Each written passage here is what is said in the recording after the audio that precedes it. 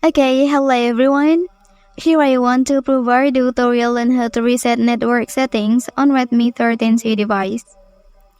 Okay, for the important thing, this step will delete all network settings that have been saved on your Android smartphone and return the network settings to their original settings.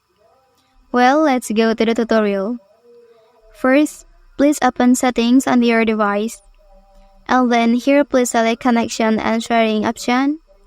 And then scroll a little bit. And then just reset Wi-Fi, mobile network and Bluetooth option. Okay, after that click reset settings. And then click OK to continue. Okay, that's the tutorial on how to reset network settings on Redmi 13c device. If you are helped by this video, don't forget to like and subscribe to get other information from this channel. Thank you.